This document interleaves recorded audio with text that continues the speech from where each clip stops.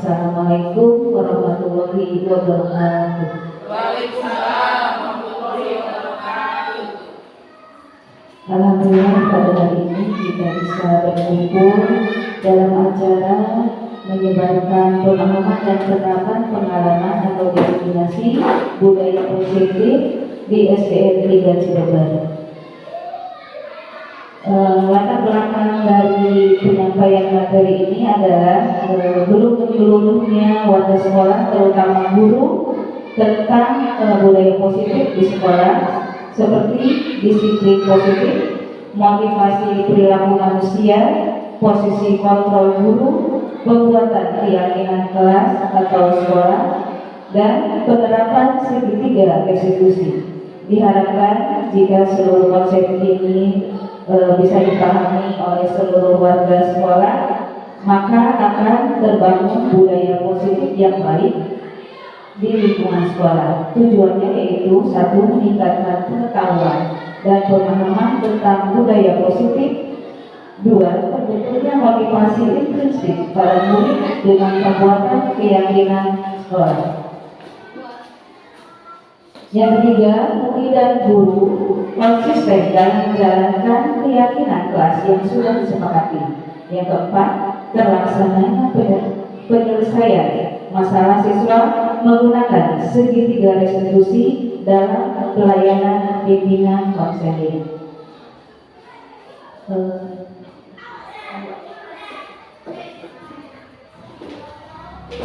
Baiklah Bapak Ibu guru Dewan anak guru SDN 3 Cirebon, pada pemahaman tentang penyebaran konsep budaya positif, saya sebagai salah satu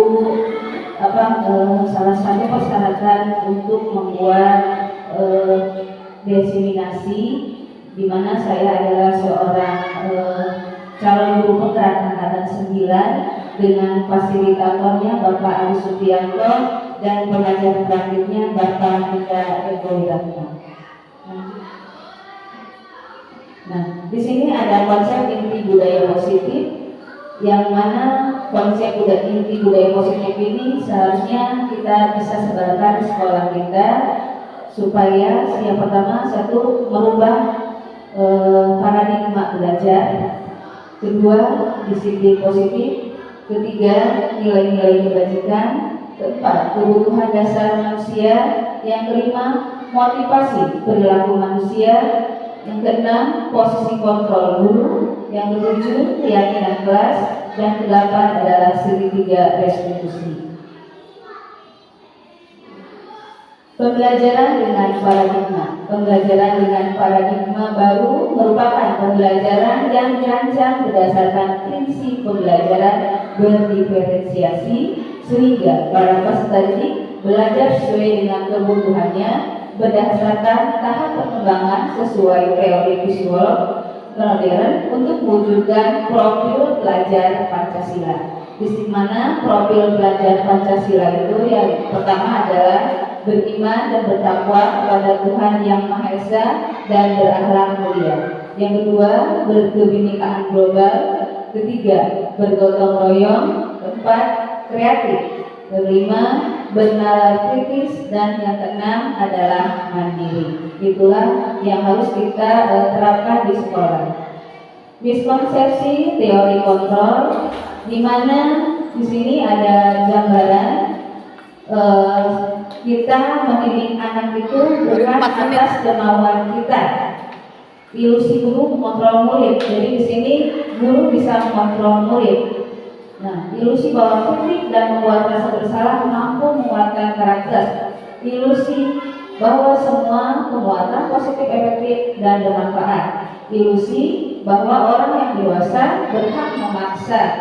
Nah, harusnya ini tidak terjadi di sekolah, karena mulai hari ini mungkin kita akan menerapkan budaya positif di sekolah. Mengubah paradigma stimulus respon ke pendekatan teori kontrol. Di sini ada stimulus respon. Realitas kebutuhan kita sama. teori kontrolnya, realitas kebutuhan kita berbeda. Jadi kita menganggap bahwa kebutuhan kita itu sama, padahal sebenarnya kebutuhan siswa murid di sekolah itu berbeda-beda. Jadi satu anak dengan satu anak yang lain kebutuhannya tidak sama. Gitu. Yang kedua, semua orang melihat hal yang sama. Jadi kita menganggap bahwa semua orang itu punya kemampuan dan memiliki keahlian yang sama. Padahal di teori kontrol setiap orang memiliki gambaran yang berbeda-beda. Jadi semua anak memiliki kemampuan dan memiliki keyakinan mereka berbeda-beda. Jadi untuk sekarang jadi kita tidak boleh menyamaratakan anak satu dengan yang lainnya. Yang ketiga, mencoba mengubah orang berpandangan sama dengan kita. Kita beranggapan bahwa orang itu si A dan si B sama pandangannya dengan kita. Tapi menurut teori kontrol, kita berusaha memahami pandangan orang lain tentang dunia. Nah, jadi kalau kita bisa melihat orang lain yang sesuai dengan tertentu itu tidak sama. Pandangan si A dan si B itu tidak sama. Jadi cara pemahaman dan pemikiran antara si A dan si B itu tidak sama. Lanjut, yaitu perilaku buruk dilihat sebagai suatu kesalahan. Nah, kita biasanya di sekolah itu melihat perilaku buruk seseorang itu adalah sebuah kesalahan. Padahal teori kontrolnya semua perilaku memiliki tujuan. Nah, di sini anak memiliki perilaku buruk. Nah, kita sebagai seorang pendidik harus bisa melihat ada apa dengan anak tersebut. Apakah mungkin anak itu membutuhkan perhatian dari kita? Tuh. Yang selanjutnya, orang lain bisa mengontrol saya. Nah, menurut teori kontrolnya, Anda tidak bisa mengontrol orang lain. Kita tidak bisa mengontrol orang lain, ya. Jadi di sini, bisa dilihat, jadi pandangan orang, pendapat orang, pengetahuan orang, pemahaman orang itu tidak sama dengan kita. Jadi kita tidak bisa mengontrol orang lain, dan orang lain tidak bisa mengontrol kita. Pemaksaan ada pada saat bujukan gagal. Teori kontrolnya, kolaborasi dan konsensus menciptakan pilihan-pilihan baru. Terus model berpikir menang atau kalah. Nah, di sini kalau di teori kontrol yaitu model berpikirnya menang. Nah, kalau stimulus responnya kita bisa beranggapan kalau kita di pembelajaran biasanya anak akan siapa yang pintar, siapa yang tidak. Tetapi di stimulus respon di teori kontrolnya model berpikir itu sama. Anak di kelas itu membutuhkan perlakuan dan tindakan yang sama di kelas. Jadi tidak ada yang menang dan tidak ada yang kalah menurut teori kontrol.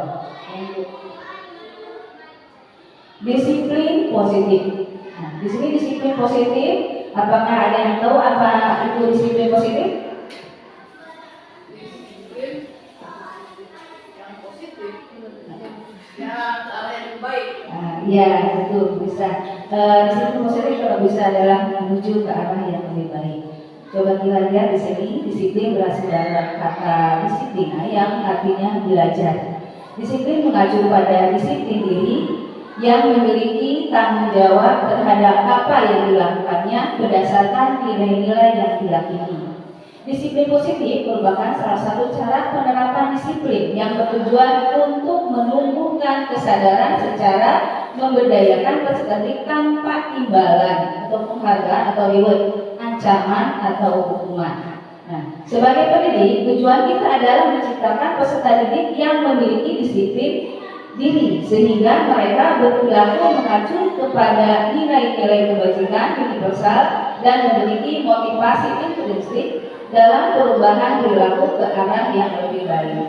Jadi kalau kita mau mendisiplinkan anak, di sini tidak harus dengan penghargaan atau ancaman atau hukuman. Jadi dengan cara disiplin positif itu harus berasal dari diri anak. Jadi anak sudah mempunyai keyakinan bahwa hal yang saya lakukan itu salah. Jadi bukan karena ada ancaman atau ada hukuman, tetapi harus dari diri anak itu sendiri. Gitu. Nilai-nilai kebajikan. Nah, tadi sudah disampaikan di antara kita ada nilai-nilai kebajikan, di mana nilai yang disepakati bersama, lepas dari suku bangsa, agama, bahasa maupun latar belakang. Di sini ada contoh nilai kebajikan institusi atau organisasi. Ada profil pelajar Pancasila yang sudah tadi disebutkan, yaitu beriman dan bertakwa pada Tuhan Yang Maha Esa dan berakhlak mulia, berkebinekaan global, gotong royong, mandiri, kreatif, dan beraktivis. Ibro Primary Years program PDP.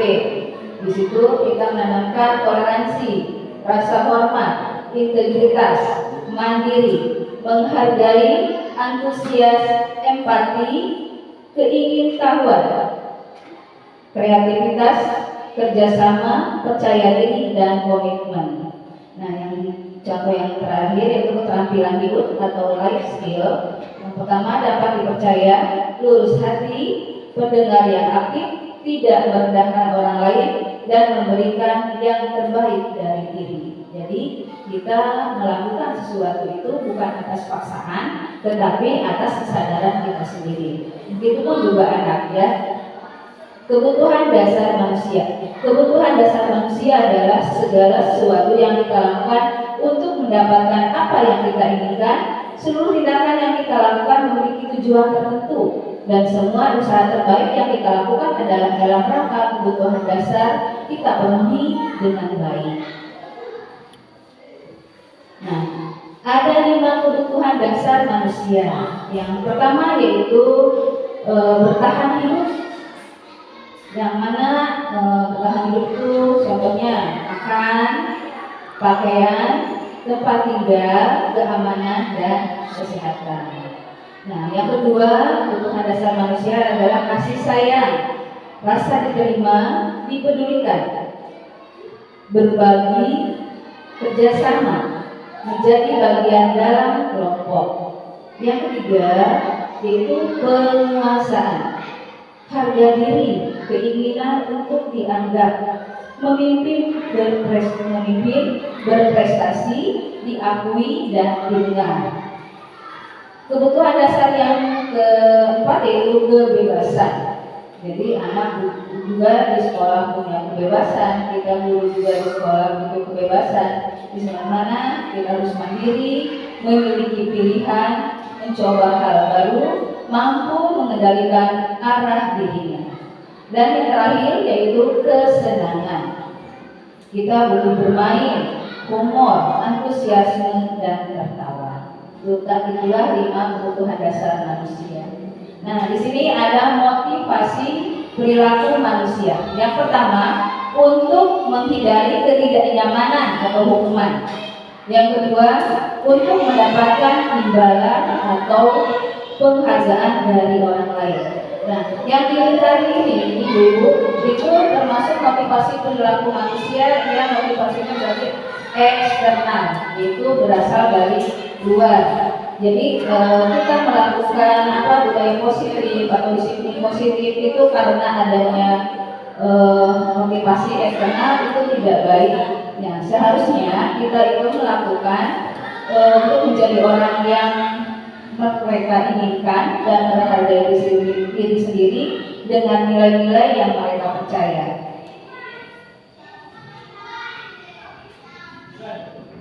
Nah, jadi kita yang pilih itu adalah poin yang ketiga, yaitu motivasi internal atau intrinsik yang berasal dari diri untuk menjadi orang yang mereka inginkan dan menghargai diri sendiri dengan nilai yang mereka percaya. Jadi di sini di motivasi intrinsik itu kita harus menghindari hukuman, pemberian penghargaan berlebihan agar meminimalisir motivasi eksternal dari dalam diri murid. Nah, kemarin saya sudah belajar tentang masalah penghargaan. Ternyata saya baru tahu kalau kita memberikan penghargaan kepada anak itu tidak baik ternyata. Nah, Selanjutnya yaitu hukuman. Guru sebagai penghukum tidak terencana tiba-tiba. Murid tidak tahu apa yang akan terjadi atau tidak dilibatkan. Bersifat satu arah berupa hukuman fisik atau psikis. Ini yang kedua yaitu konsekuensi. Konsekuensi itu perencanaan atau disepakati sesuai peraturan. Kalau kita misalnya anak berbuat salah, kita harus membuat konsekuensi antara anak dan guru. Jadi anak harus berjanji apakah tidak akan mengulangi perbuatannya lagi. Yang dua, guru tetap dibuat tidak nyaman dengan konsekuensi murid dibuat tidak nyaman. Sikap guru selalu memonitor murid. Ya. Jadi kita jangan melakukan hukuman setelah konsekuensi juga, tapi kita harus melakukan restitusi, yaitu proses menciptakan kondisi bagi murid untuk memperbaiki kesalahannya. Jadi bukan malah kita memojokkan anak, tapi kita harus bisa menciptakan kondisi murid untuk memperbaiki kesalahan. Yang kedua, sebagai proses kolaboratif yang mengajarkan murid untuk mencari solusi sendiri. Misalnya kalau misalnya anak ada yang berbuat salah sampai misalnya merusak barang, jadi anak itu harus kita ajarkan bagaimana dia mencari solusi sendiri biar barang itu bisa utuh kembali gitu.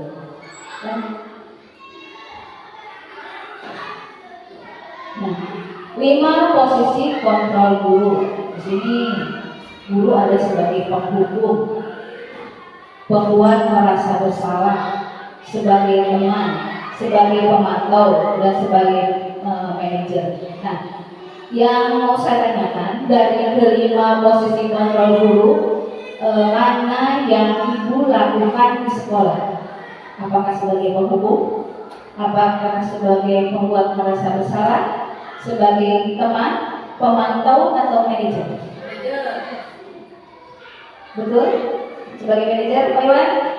Iya, benar Ibu. Jadi kita di sekolah itu harus sebagai manajer. Jadi kita harus bisa mencarikan solusi kepada anak untuk memperbaiki kesalahannya berasal dari dirinya sendiri, bukan atas kehendak kita. Gitu. Nah, di sini ada contoh penerapan 5 posisi kontrol guru. Kasusnya di mana siswa tidak memakai atribut lengkap saat upacara bendera. Yang tadi kita lakukan ya, saya pelajari di depan ada anak yang tidak memakai atribut, kita suruh berdiri di depan. Nah, itu termasuk ke penghukum ya. Jadi penghukum Muhammad bendera selama 1 jam. Berdiri di depan itu termasuk penghukum. Terus perempuan merasa bersalah dengan bapak ibu, berapa kali ibu atau bapak harus memberitahu kamu selalu saja mengecewakan ibu bapak. Nah itu jadi kita seperti memojokkan anak, jadi anak merasa bersalah. Nah yang ketiga sebagai teman, contohnya yaitu ayo dong ikuti aturan sekolah, tolong bantu ibu atau bapak ya sekali ini. Sudah tidak apa-apa, lain kali jangan sampai berbuat seperti ini lagi. Nah, kalau itu kita sebagai teman. Terus yang pemantau, kamu sudah melanggar peraturan sekolah. Kamu tahu konsekuensinya? Setelah upacara, kamu beri atributnya ke koperasi dan jangan diulang lagi. Itu kalau posisi guru sebagai pemantau. Nah, kalau untuk posisi guru sebagai manajer, ya kita bisa mengkondisikan anak, mengatur anak, dan mengontrol anak, yaitu dengan apakah kamu tahu kesalahanmu? Kira-kira bagaimana kamu perbaiki kesalahanmu? Nah, jadi guru memberikan solusi kepada anak untuk memperbaiki kesalahannya. Nah, di sini ada posisi kontrol. Apakah aku? Ayolah lakukan demi bapak ibu ya. Nah, itu termasuk posisi kontrol apa Bu? Yang tadi 5 posisi kontrol itu. Yang kedua, kamu tidak pernah mendapat nilai jika tidak mengerjakan tugas. Apa?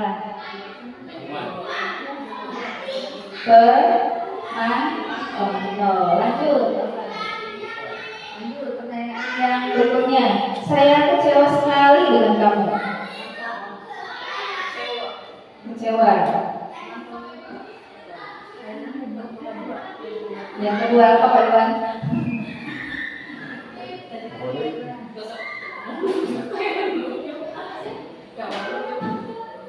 Coba kita buka dulu Pak Iwan yang itu, yang sebelumnya. Lanjut. Yang kedua apa? Membuat merasa bersalah. Ya. Lanjut lagi Pak yang kerja. Pertanyaan yang berikutnya. Kamu tidak pernah benar melakukannya. Ya. Apa rencanamu untuk menyelesaikan masalah ini? Manajer. Ya, itulah posisi kontrol apa aku yang gitu ya. Jadi sudah paham ya tentang posisi kontrol.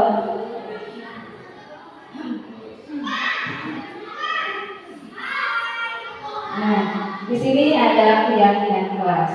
Mengapa keyakinan kelas? Mengapa bukan peraturan kelas?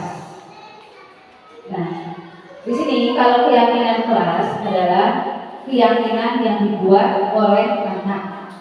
Sedangkan peraturan kelas itu adalah lemburan dari keyakinan kelas. Kita membuat keyakinan kelas dulu sesuai apa yang diyakini oleh anak, baru ke kesepakatan kelas. Nanti dari kesepakatan kelas akan ada peraturan kelas yang dibuat sendiri oleh anak, tapi bukan oleh kita, tapi dari anak. Lanjut.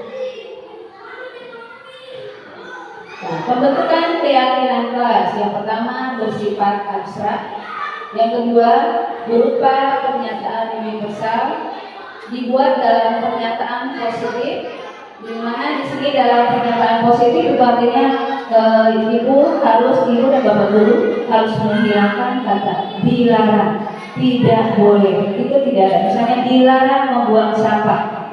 Jadi kita harus membuat pernyataan positifnya yaitu itu masih buanglah, dia ada kata pungutannya, itu bukan kalimat positif ya. Jadi misalnya ayo buang sampah di tempatnya, menjaga kebersihan kelasmu, gitu ya. Misalnya apa lagi ya? Kebersihan sebagian dari iman, jadi itu dari bahasanya. Lanjut, jadi sedikit saja agar mudah diingat. Jadi untuk pembentukan keyakinan kelas tidak harus panjang lebar, tidak harus sampai berapa meter kalimatnya gitu, tapi sesuai dengan yang penting mudah diingat. Oh iya, anak langsung paham gitu. Selanjutnya yaitu sesuai dengan kondisi kelas dan sekolah sehingga mudah diterapkan. Kita mengambil keyakinan kelas tidak harus bisa melihat itu di sekolah sana keyakinan kelasnya baru kita terapkan di sekolah kita, tapi tidak sesuai dengan keadaan sekolah kita. Jadi keyakinan kelas itu harus sesuai dengan keyakinan yang ada di kelas kita dan bisa diterapkan di kelas atau sekolah. Selanjutnya itu semua warga sekolah atau warga kelas dilibatkan saat membuat keyakinan kelas. Nanti kalau misalnya bapak ibu guru mau membuat keyakinan kelas, jadi semua siswa itu harus dilibatkan. Jadi mereka mengeluarkan, oh aku mau begini di kelas, aku mau begitu di kelas. Jadi menurut mereka, berarti kita dulu hanya menyaring. Kalau misalnya yang sama kita lewat, kalau misalnya oh ini iya bagus kita terapkan di kelas. Gitu. Jadi keyakinan kelas itu harus berasal dari keyakinan yang dibuat bersama-sama di kelas. Di sini ada segitiga restitusi. Segitiga restitusi yaitu suatu proses dialog yang dijalankan guru atau orang tua agar menghasilkan murid yang mandiri dan bertanggung jawab. Segitiga restitusi itu ada 3. Yang pertama yaitu menstabilkan identitas. Yang kedua, validasi tindakan yang salah, dan yang ketiga itu menyiapkan keyakinan. Nah, di sini tadi ada menstabilkan identitas berdasarkan prinsip membuat kesalahan adalah bagian dari proses pembelajaran. Pertanyaannya, buat salah itu wajar. Tidak ada manusia yang sempurna. Ibu bapak juga pernah melakukan itu. Ibu bapak tidak mau mencari siapa yang salah, tapi ibu bapak ingin mencari solusi dari permasalahan ini. Dan terakhir itu, kamu berhak merasa begitu. Itulah kalimat-kalimat yang menceritakan tentang validitas tindakan yang salah.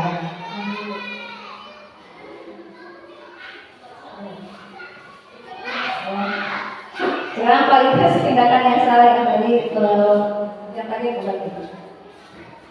ya, sekarang adalah validasi tindakan yang salah berdasarkan prinsip setiap perilaku berupaya memenuhi suatu kebutuhan tertentu.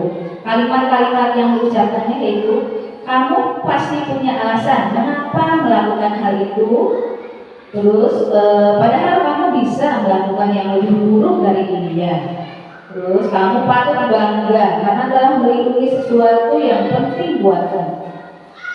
Kalimat yang termasuk validasi yang salah juga yaitu, kamu melakukannya karena mempertahankan sesuatu yang penting bagimu. Ini validasi yang salah. Dan yang terakhir yaitu tentang menanyakan keyakinan.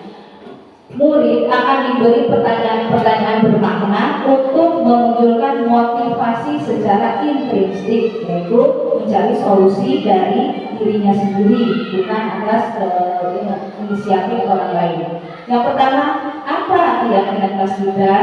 Yang kedua, nilai-nilai apa yang telah disepakati bersama? Dan tiga, seperti apa gambaran sebuah kelas yang ideal menurut kamu? Yang kelima, kamu ingin menjadi orang yang seperti apa?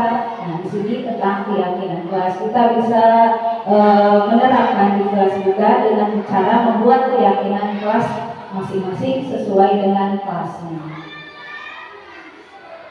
Nah, kemarin saya sudah membuat video, bisa klik videonya Pak. Videonya.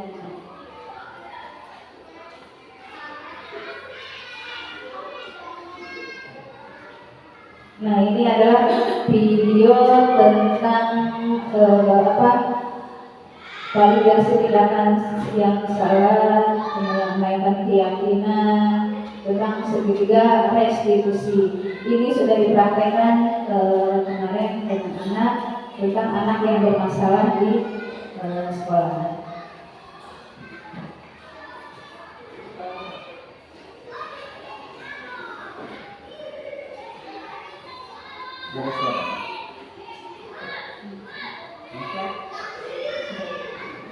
Nah, baiklah Bapak Ibu, inilah pemaparan dari saya tentang diseminisasi budaya positif atau penyebaran pemahaman tentang budaya positif di SDN 3 Cibeber, di mana dalam penerapan program disiplin positif hendaknya guru memiliki standar kepribadian profesional dan sosial yang baik, di mana guru mampu merepresikan dirinya dalam posisi kontrol saat ini.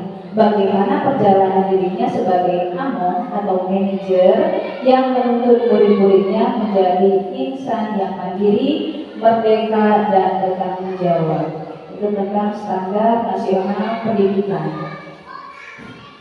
Terima kasih atas perhatiannya pada Bapak Ibu guru, karena ini adalah salah satu tugas saya sebagai calon guru 3 angkatan 9. Ada saling guru penggerak, tergerak, bergerak, dan gerakan. Terima kasih. Wassalamualaikum warahmatullahi wabarakatuh.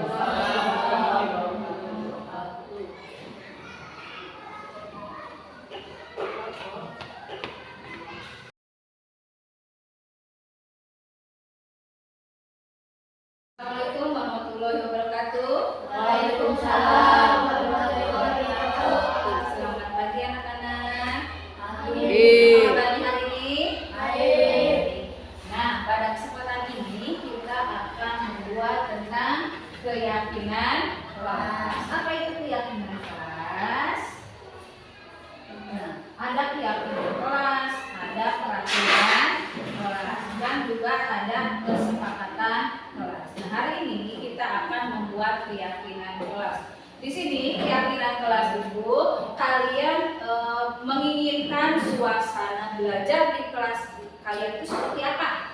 Ya, nanti kalian tuangkan, aku mau belajarnya seperti ini, aku mau suasana belajarnya seperti apa gitu. Nah, kamu tuangkan supaya kita mendapatkan keyakinan kelas itu suasana belajar untuk kalian itu jadi lebih nyaman, ya. Jadi kalau kalian sudah membuat keyakinan kelas dari diri kalian, nanti kalian tempelkan, oh aku mau belajar seperti ini. Nah, sudah siap? Nah, kalau sudah siap, bagikan ya kelasnya. Nanti kalian tuliskan di situ. Kalian suasana kelasnya mau seperti apa, ya?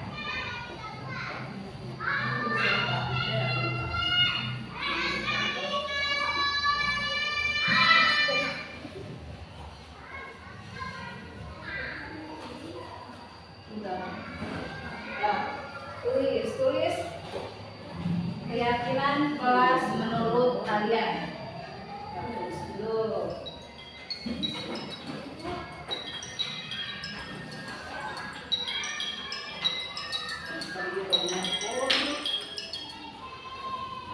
Sudah?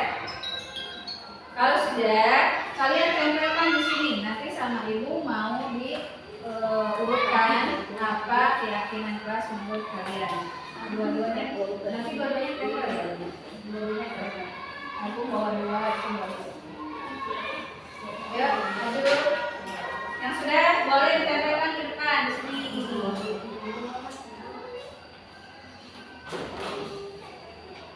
Sudah. Yuk, maju tempel sini. Tempelkan, tempel aja. Ya.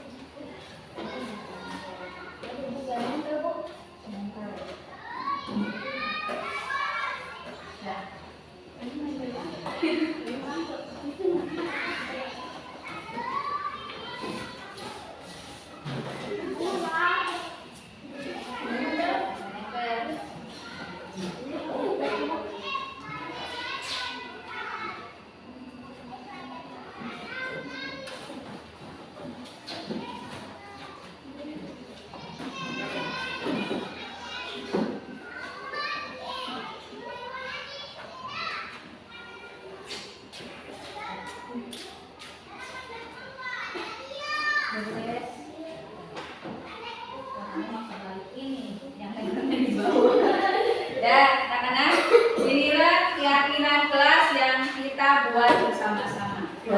Ya, ini ada disiplin.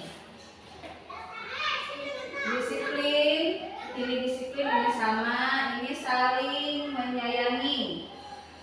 Ini saling menghormati, mandiri, menjaga kebersihan, ini juga saling menghormati, sama. Terus bertanggung jawab, menjaga kebersihan, agung ya. Kelasnya yang nyaman, kelasnya nyaman, sama. Bertanggung jawab. Nah, inilah kesepakatan kelas kita. Nah, di sini ada disiplin. Maksud dari disiplin kalian maunya apa? Datang ke sekolah tepat waktu. Itu kesepakatan kan, keyakinan kalian. Nah, nanti kalau sudah kalian meyakini, aku mau begini, kita buat kesepakatan kelas. Yang pertama, disiplin. Siapa lagi? Menjaga kebersihan. keyakinan kamu kalau kamu belajar ini nyaman, berarti kalian harus bisa menjaga kebersihan dengan cara apa? Membersihkan kelas dengan cara membagi piket, jadwal piket, ya. Jadi harus bertanggung jawab juga. Tadi ada yang bertanggung jawab, ya. Terus saling menyayangi. Saling menyayangi di sini apa? Saling menyayangi. Tidak saling ejek ke teman. Jadi kita dalam keluarga, dalam satu kelas ini kita anggap satu keluarga, ya. Harus saling menyayangi, saling menghormati, ya. Yang lanjut tentang apa? Ada lagi nih, mandiri katanya. Mandiri di sini artinya kalian belajar dengan cara mandiri. Maksudnya apa? Mandiri, kalian bisa mencari pembelajaran dengan cara membaca buku. Dari mana bukunya? Bisa dari perpustakaan. Bisa kalian, nanti boleh kalian bisa Bu, kita kan nggak punya perpustakaan, ya. Bagaimana caranya? Nah, kita di ruang kelas, kita memanfaatkan ruang kelas dengan membuat pojok baca. Jadi kita akan laksanakan bikin pojok baca, ya. Jadi misalnya kita mencari pengetahuan, ilmu pengetahuan itu banyak, dari buku bisa, terus sekarang dari internet juga bisa, ya. Dari internet juga bisa. Terus ada lagi yang mana tadi? Kelasnya nyaman. Kelasnya nyaman. Kalau kelasnya nyaman berarti tidak ribut, tidak berisik, bersih kelasnya. Terus belajarnya kita nanti kalau sekolah jadi nyaman, ya. Kita bikin kesepakatan kelas sekarang satu dari keyakinan